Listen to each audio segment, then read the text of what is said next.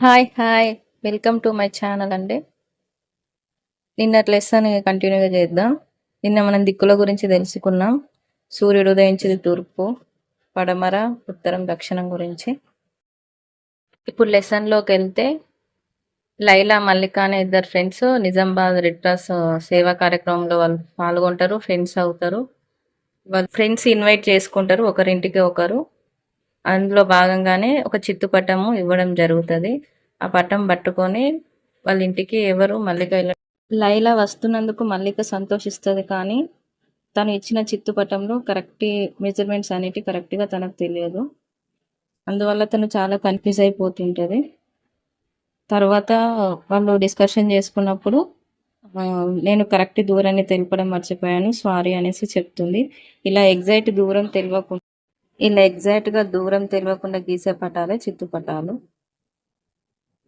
ఈ పటాలు అనేటివి మనకి ఏ విధంగా యూజ్ అవుతాయి అంటే, పెద్ద పెద్ద ప్రాంతాలను ఒక చిన్న పేజీ పైన కొలతలతో కాగితం పైన గీసి పెట్టేదే పటం.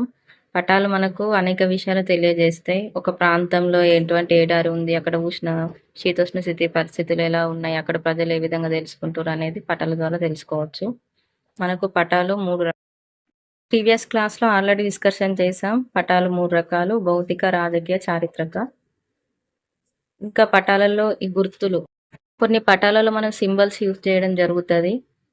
Symbols and school, bus, bus stop, post office అవన్నీ తెలియడానికి పటంలో గుర్తులను యూజ్ చేయడం జరుగుతుంది. కొన్ని సాంప్రదాయక చిహ్నాలు కూడా యూజ్ చేయడం జరుగుతుంది. ఇందులో మ్యాప్లో చూడండి ఒకసారి, మీకు అర్థమవుతుంది. ఈ సర్వేక్షణ శాఖ ఉపయోగించే చిహ్నాలు, టూపో షీట్లను మనం ఈ పటంలో చూడవచ్చు.